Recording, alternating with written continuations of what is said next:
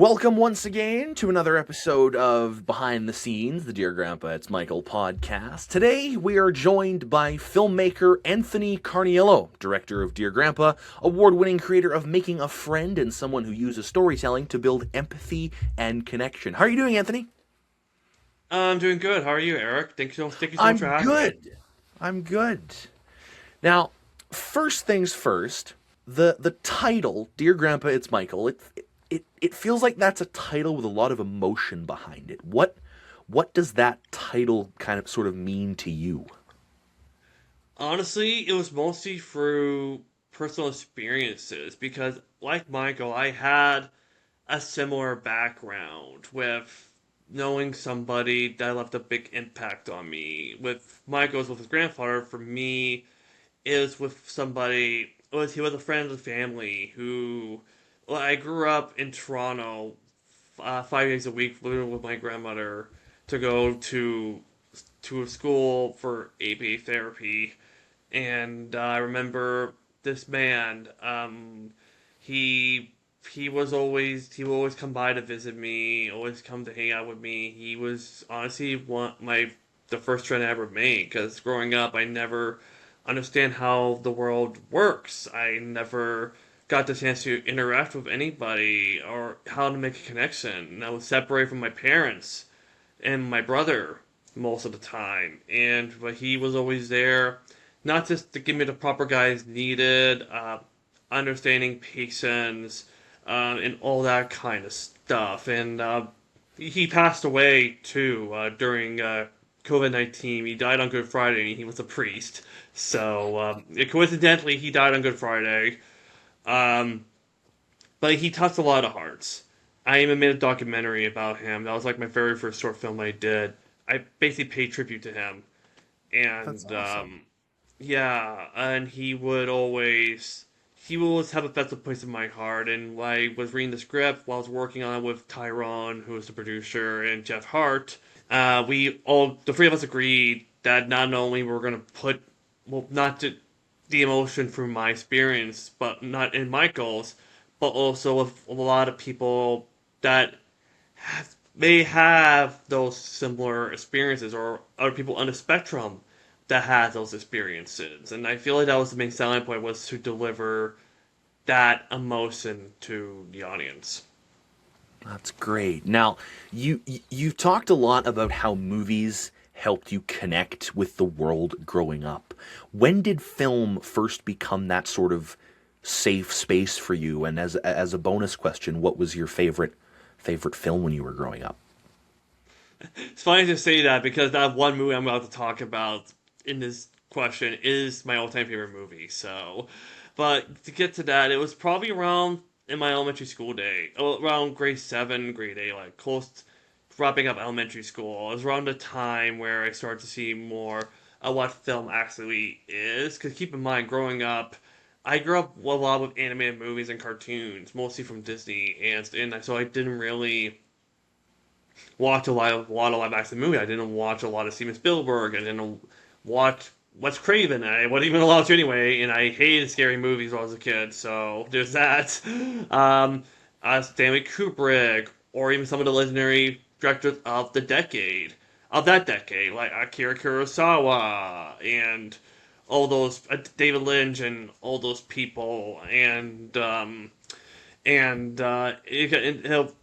time, about 2010, I believe, where I started to see a lot of the bigger films that came out. I remember watching a movie, which is the favorite movie I'm going to tell you right now. My all-time favorite movie is Back to the Future. That was the movie I saw around that time Mine that too. left the biggest. Yay! Welcome to the club. Yeah. Great Scott! Yay! Uh, but yeah. Anyways, that movie left the biggest impact on me. It helped me get introduced. Well, not just why to the world, bigger picture of film, but it also gave me the the path and becoming a filmmaker myself. So yeah, and over time too, I started to study films and study these filmmakers, started checking out a lot of the films like, the Kubrick films as mentioned, some of the most art housey films, a lot of films internationally. It's a lot of crazy movies. Like I saw a movie called Antichrist, and oof, like just the title alone, it has Willem Dafoe. A good movie, but oof, I'm probably never gonna watch that movie ever again. One of the most unwatchable movies I have seen ever. So, but yeah, it's a good movie though. Yeah, I would say around that range, like around the end of elementary school days. Being on the autism spectrum, do you feel that that gives you a bit of a unique lens when it comes to telling stories through film and understanding emotion on screen? Honestly, it does, because I feel like not a lot of the average person can see that unique lens. Like, yeah, well, I mean, back then, like when like the where it started to become a thing in the '60s, but not as common as it is now. People would never understand, didn't. I wouldn't say never. I would say didn't quite understand what the autism spectrum is. And with today's society, people are starting to see it more now. But I also feel like they don't see what we're thinking all the time. We don't see what they see. And as a filmmaker myself, it's my job to present that unique lens to the uh, to the audience, so what divide people into the world, what someone on the spectrum is thinking, what he's seeing from their point of view. So it and the that and also that unique lens as you describe, like That's in that awesome. type of emotion as well. Uh, so Yeah, films. I've always thought that films need a good sense of emotion, even in a film that doesn't think like it needs emotion. It needs emotion. If it doesn't, if it doesn't have that emotion, then there's not really a way to connect, way for the viewer to connect with what they're taking in, I guess. well, it's depending on the execution and the script too, right? It's depending on all those types of things. You can have a good script, but how you're gonna execute it, it's Exactly. all about that. There's a lot of different factors that come into play. Now, my next Yes. question here: when people finish watching our film that we're promoting, Dear Grandpa, It's Michael, what do you hope stays with them? What do you hope they will keep as memory of the film? What do you hope they'll take away from watching the film?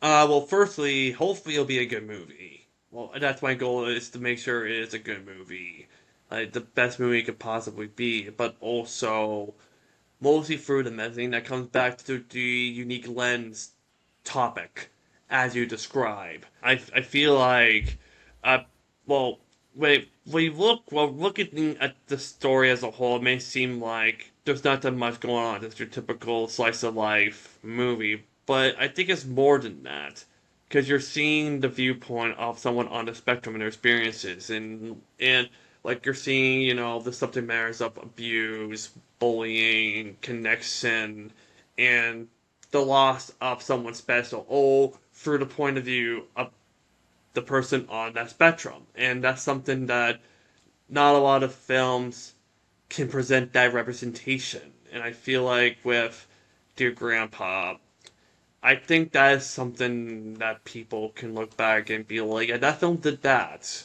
I have faith that the, those elements alone can resonate with a lot of people.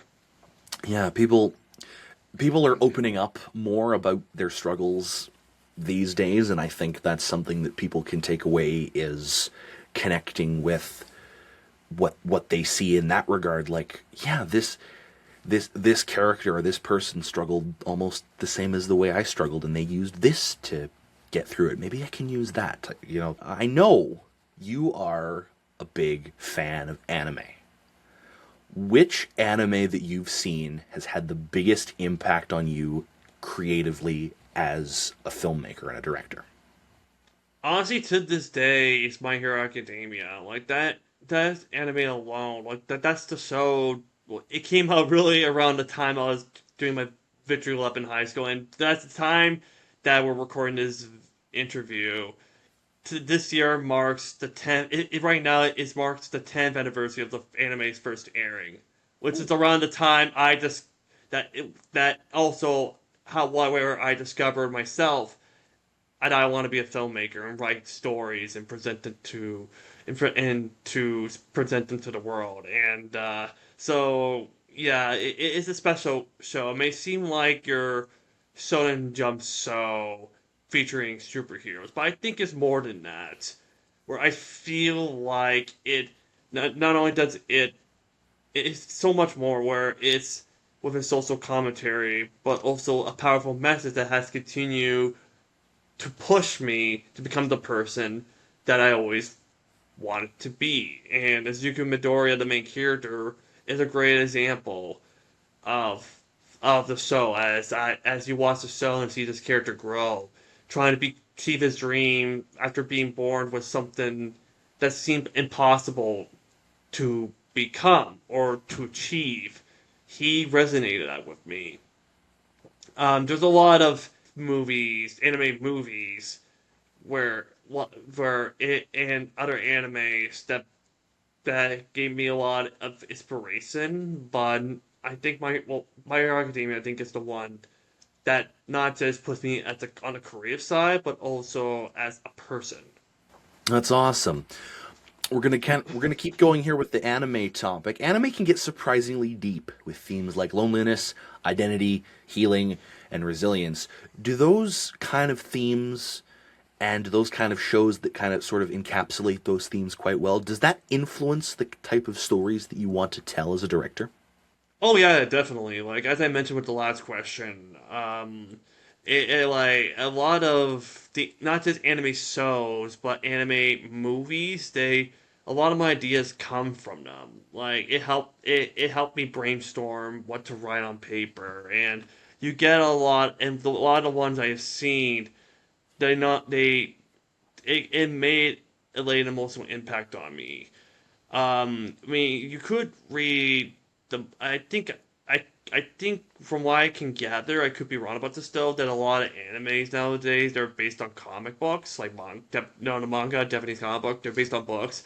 Like you could read something like, let's say One Piece for example. Like you could read a chapter of the manga, and you basically what it translates on the screen. Like they animated on TV for the audience. Like you could read it on the book. You could read the book, and you can see the emotion, but you don't. But you can feel it psychologically. When you Hmm. translate into an adaptation, you feel that emotion. They're presenting that emotion, and you do feel the impact of the execution of that. So, but yeah, I hope that answers your question. Yeah, Oh, like oh, films, definitely. yeah, yeah, a lot, yeah, and I'm not the only one that gets ideas from anime. A lot of filmmakers from the West, even in North America, or even everywhere, they get influence from anime. I know Guillermo del Toro's an anime fan. Michael B. Jordan, who he is an actor, but he did directed a few movies. He's directing one right now, I believe. He's an anime fan himself, so yeah, like the cultural impact that has left with a lot of people is pretty amazing. Yeah. Um, I always say it's not really stealing unless if it's taking from one person, that's plagiarism. If it's taking from multiple people, that's research. well, So it's depending what you do with it. I mean, you just copy and paste everything, then that's plagiarism. But if you just yeah, like if we just look at the idea of it and you want to think, hey, maybe I can write about this based on this, but have my own spin on it yeah. and make it your own words, then it's something different. Well, So, there you go. like, as long as you don't copy and paste it, then you're safe. Exactly. we're gonna jump over here to your other film that you did alongside with your grandpa's Michael, Making a Friend. After the success of Making a Friend, did that give you more confidence as a filmmaker, or did that put more pressure on you as a filmmaker? Honestly, behind the scenes, like during the production of the movie, felt like a lot of pressure. Do keep in mind, I made that movie while I was in film school. I also had a lot of things going on in my personal life. It was during a pandemic, and yeah, not just mentally, but personally, I had a lot of things going on. And don't do what I did. I was producing two other short films in between, and the third one was my film. So while I was working on my film, I was producing two other movies, and I was completely burned out. Uh, and yeah, like it created a lot of stress. And looking back on it, I wish production wise, I would make it do something different with it. But it's a lesson learned now, right? Especially with first time filmmakers. Especially getting into the festivals too. 'Cause I was hoping, we're getting it ready on time for some of the festivals, but unfortunately we didn't. But it's fine. I took my time in the post. I think that's very important to make sure you focus and put your main focus during post production so your movie doesn't suck. And a lot of filmmakers will probably have the same feeling too. Like post production is always scary because you film something and you trying to put together and you're trying to make sure it works well. So, but in regards to the final product itself, it honestly could tell me to continue pushing as a filmmaker because if I basically taking the lessons that I have learned from that experience and trying to figure out what I can do with my films later down the road.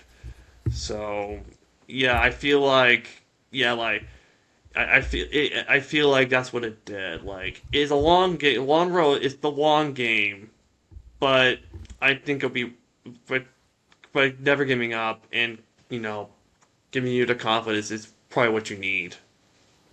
That's that's great. Now, here's a fun little hypothetical question for you. If someone handed you the budget tomorrow to direct a live action adaptation of an anime, which one would you choose and why?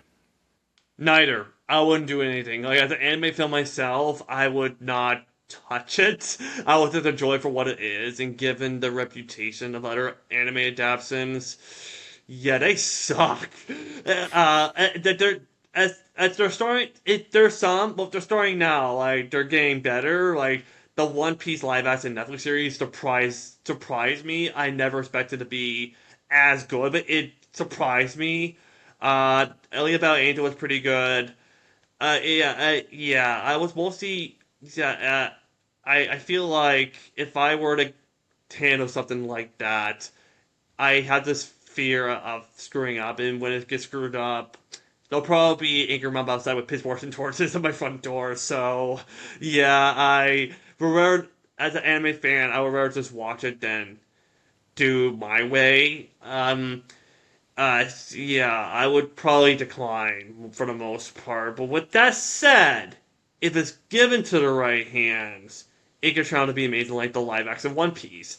And this might be cheating a bit. Pokemon, if I were to choose, probably Pokemon, but I might be cheating considering it was also a video game as well. If it was first a video game, then Nintendo made it into an anime, or I'm not sure what came out first, but it was a video game, and there's already a Dazzle Pokemon already. But I would love to tackle a live action TV series based on the very first Pokemon game of the red and blue versions from the original Game Boy. I feel like I would love to do that. But with that said, though, yeah, like it's most I'm being cautious. That's all. Like the last Well, thing there I you go. want is to yeah, cause yeah, like if something you love gets screwed up, people are going to get pissed off. So Yeah, you need to be mindful. So exactly. Now, if younger Anthony, that kid who found comfort in both movies and anime, if he could see you now directing films and do pretty much doing what you love, what do you think he'd say to you? when I was a kid, I didn't even know what anime was back then. I did watch a few, but I didn't know what anime I didn't even know what it is. I mean, I did watch Dragon Ball Z. I did watch Pokemon, Digimon. I have seen a bit of Yu-Gi-Oh! Zespel, I think it's called. I remember seeing a few episodes of that. Blade Blade was another one. My brother was a massive fan when he was young. My brother was a Yu-Gi-Oh! Person. He loved Yu-Gi-Oh! He was also a fan of this called Mage, or Mar. I think it's called Mar. Correct me if I'm wrong, but it had focused on a teenage boy that got transferred into this world, and he meets up with these colorful and crazy characters, and there's this magic called Aram. Hmm. Um, uh, correct me what the title is. I'm pretty sure the word Aram, with people thinking that, they'll probably know what I'm talking about. And I know the main character's I'm not name is sure either, but yeah, the main character's name is Ginta. That I know. Like I okay, remember that's the main character's name. So yeah, I okay. remember. Yeah, yeah, that's the main character's name, Ginta. Yeah, I heard of Naruto, but I never watched until my elementary school days. But yeah, but with that's yeah. Well, if I were to go to my younger self and say, hey, you're later down the road when you get older, you're going to be a filmmaker. You're going to make um you're gonna create stories. You're gonna be like your heroes. I would probably would not get it considering I was on a completely different level back then. But at the same time, though, I would get so hyper and excited, like, oh my god, yeah, it's pretty crazy how far I became, or have I become in looking back on my younger self, I think it would be crazy to believe I would even be here right now. Yeah, It's been a crazy journey, that I can say. that's awesome. Now, what kind of projects are in the cards for you next, and what what kind of stories have been resonating with you lately? I'm currently working on some other projects right now. I have a lot of multiple projects in the various stages of development. Um, and Eric, from what I heard you're a sci-fi guy yourself. I am writing a Yep. sci-fi movie, so I'm working on that. I'm trying to figure out the budget for that, especially with the idea I have. So I love to do work on it. Anime movies again. Animation was a big influence on me, and not to anime as a whole, but yeah. I'm saying it. I'm saying it not just anime because like they're both different types of animation. That's why Hmm. I'm saying that. Hmm. Yeah, I'm hoping to make an anime. I've got an anime film working on right now. I'm hoping to make other projects. Like I'm hoping to try out a horror. I'm hoping to try out um, a action film. Action film. I'm hoping to try this out. I have a lot of stuff cooking. I don't want to Hmm. give out too much, uh, but it. I'm really excited about these projects. I would like to get the opportunity to be one of those filmmakers that can tackle different genres instead of being stuck inside of the box. But at times, not the filmmaker's fault. It's not really their fault. It was mostly. I remember I watched a video of Chris Duckman. He did a video about what influenced him, and he mentioned Steven Spielberg was one of his influences. He was one of influence too. And I remember he mentioning this thing where in the video we're saying like Steven Spielberg, he's type of filmmaker that early on in his career was able to tackle so many genres and be mostly successful in these genres. And he did mention too that at times, yeah, like it's not the filmmaker's fault that they're stuck in this type of genre. And him being a filmmaker too, like he done Save the Oaks. I'm not sure if you've seen that movie, but he done a horror. He worries and there's a bit of fear that he's gonna be doing horror for the rest of his life. He doesn't want to do that. He wants to do dramas. Unlike our directors, which again, not their fault. I think it's mostly something to do with executives and producers be like, "Hey, Paul Feig, you're good with comedy. John Carpenter, you're good with horror." Um, and all that type of stuff. Even actors too, they get stuck in this box. Well, like Adam Sandler, you're good with comedies. Do your Happy Madison work and all that stuff. Yeah. So yeah, yeah. That's something I'm hoping to tackle a lot of genres. Awesome. I probably already know the answer to this question, but I'll just ask it anyways. What's your comfort anime? What's that show that you'll never get tired of watching that you go back to all the time because you think, "Wow, this is a great show." Well, I haven't gone back to it or revisited in quite a while. I've been busy, but I'll think of something recent because after watching this anime, well, I'm waiting for season 2 now. I think it's one of the best we have gotten in a very long time. I love to go back and revisit this soon again, and that is The List in Dungeon. I feel like, I do enjoy cooking myself, and it's got like a lot of fancy elements, like this dungeonist, like Dungeons and Dragons type of style of a show. It is very comforting, like seeing these characters exploring a dungeon, cooking recipes, getting to know each other, doing these types of things. I feel like that's very comforting just by watching people doing these things, learning from each other. I think is very comforting on itself. That's something I'll love to revisit in the future. Even anime movies like the Studio Ghibli films, like Kiki's Delivery Service. That's probably another one I'll love to go back to as well.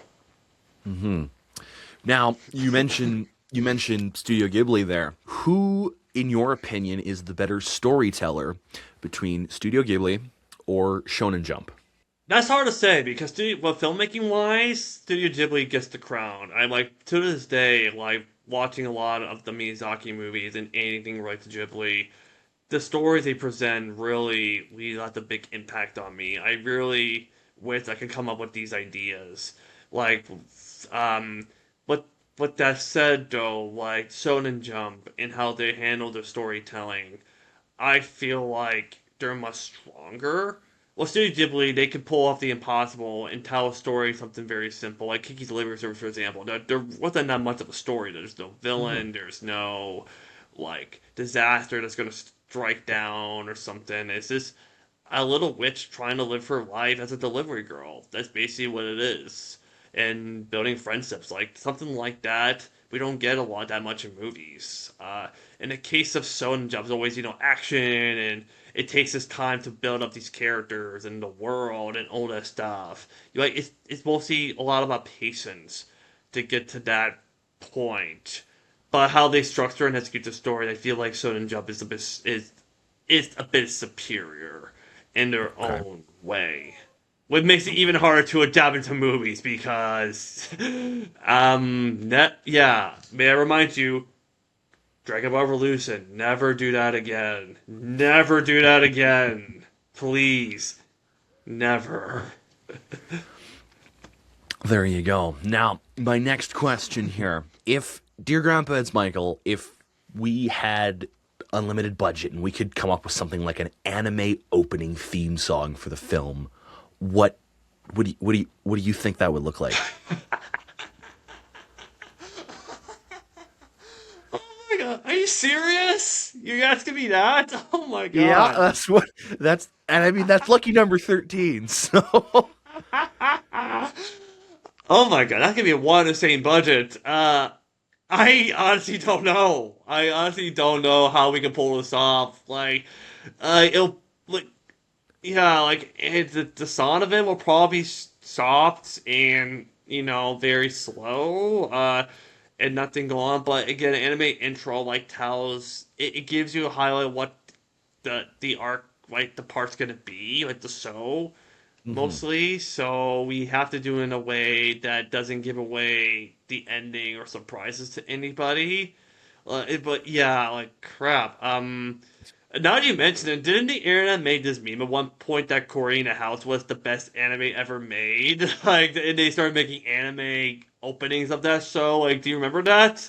Like that was a I'm thing. not sure. They made Cory in the House the best anime ever made. I'm like, where do people come up with this stuff? Yeah, like that. Yeah, it was my generation time too. So I'm like, I need to. I don't know. I don't understand that my generation where they got that idea. But yeah, I don't know. uh, It's tough. I honestly don't know. I would need to talk to an expert because, yeah, like that's something that's gonna be really tough to pull off. So, Fair enough. Now we're gonna switch gears here once again. We're gonna kind of talk about some emotions relating to film, I guess. Because film helped you understand emotions and connection growing up, has there ever been a moment where making films taught you something about yourself that life hadn't? oh yeah, definitely. The Pixar films are a very good example. I remember the review scene from Ratatouille. The critic typing out his review of what he ate. It was close to the ending.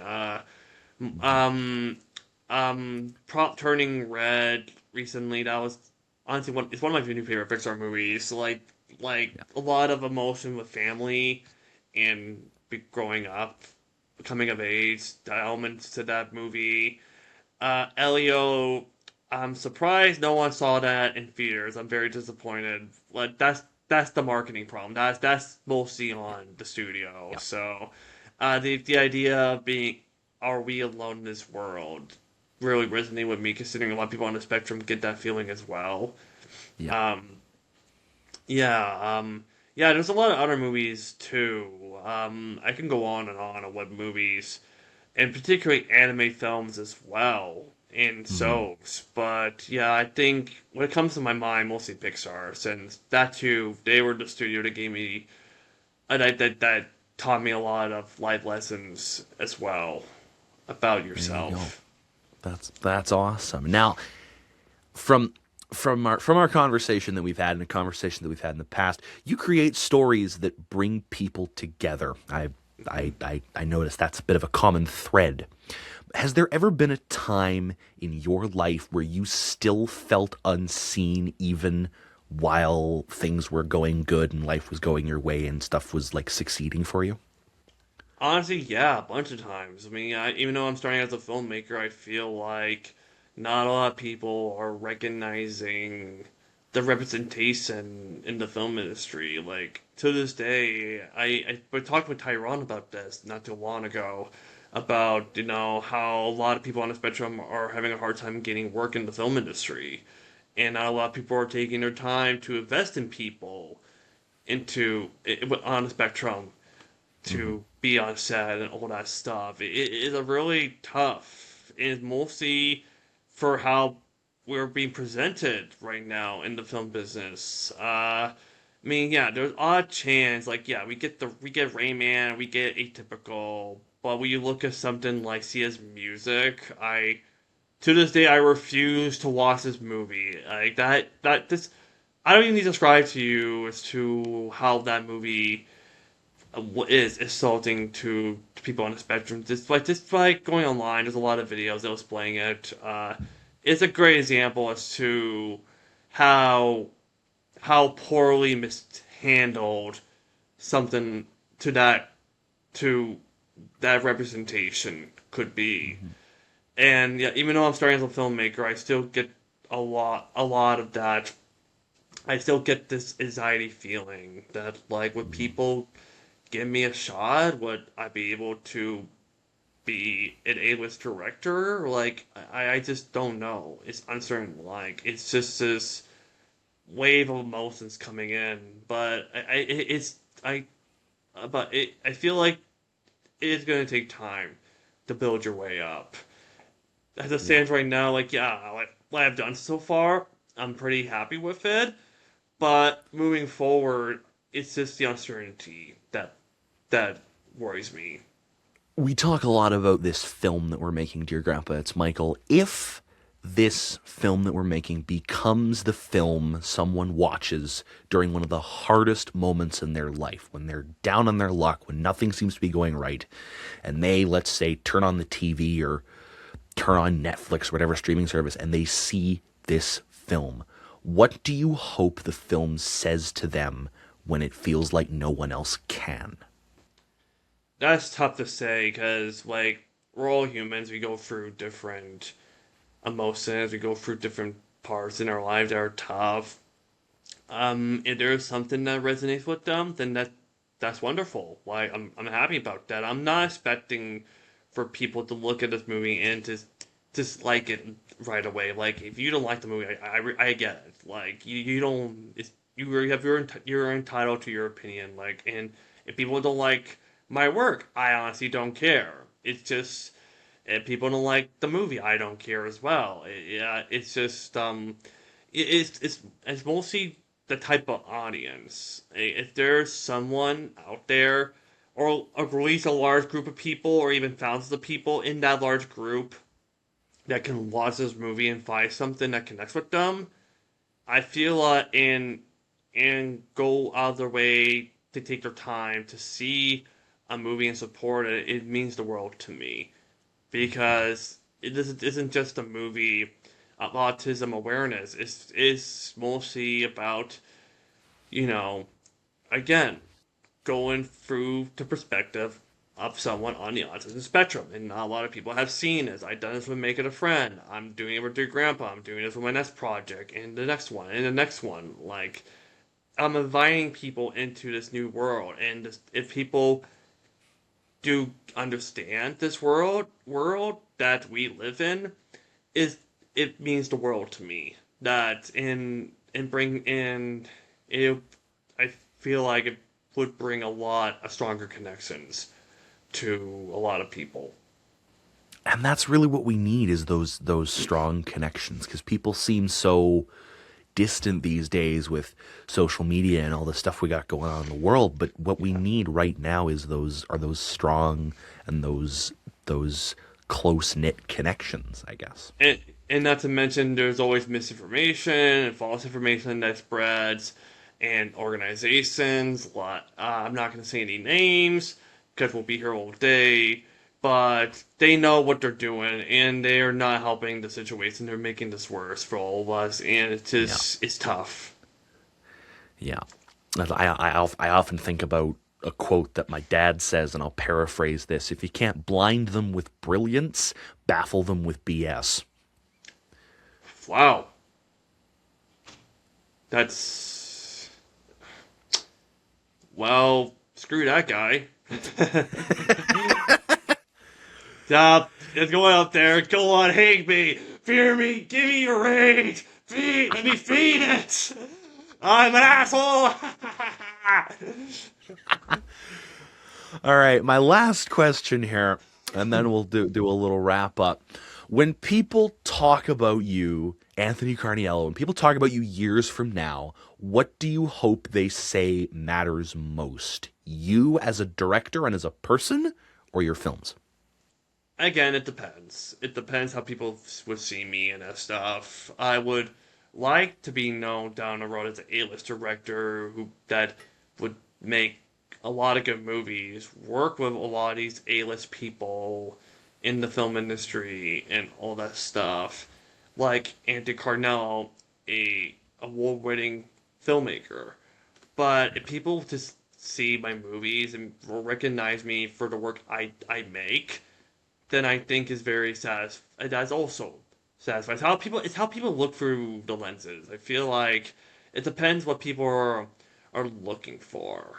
And if people can yeah, if people like if it's depending on how they look at it, and I think that's great. That's I can't say too much because well, we don't know what the future's gonna bring, but I'll love to be known as like I said before. But if people can, if my name does become what I want it to be, either it would be the work that's presented or Anthony Cornell as a person, I feel like that'll be the greatest gift of all time. That's awesome. Now, where can people find you on social media if they want to learn more about you and more about the films you're helping to create and the work that you do? You can follow me on Instagram. My Instagram is Carnello1. It's basically my last name, and you just add the number one. Okay. So yeah, you should be able to find me through there. And I'm busy working on upgrading my YouTube channel. I got a lot of surprises in store for how I want to do present my work moving forward. I'm slowly working on it, but I think I'm really excited for it. I'm going in a completely different direction. Right now the channel is just it's called Anti's World where I do vlogs and all that stuff, but it's going to be more than that. I'm upgrading it. You'll see in the coming months. I'm working on something uh, like big, and it's going to be a completely different. I don't want to break too much, but it's going to be not the channel you're going to be seeing that you thought it was. Um, it, it I'm really excited to want to present what I got in store. So let's stick around for that. So yeah, Awesome. you can check out my YouTube channel or you can follow me on Instagram. So Awesome. We'll put those links in the description for all the folks that are listening. And thank you very much, Anthony, for joining me today. And thank you, everybody, no for problem. watching, taking the time out of your schedule to join us here on Behind the Scenes, the Dear Grandpa It's Michael podcast. Do all of the cyberspace things, like, comment, subscribe, share this with your friends, spread the word. We want this to reach not just one person, not just 10 people, but 100 or 1,000 or maybe even more. We'll see you next time.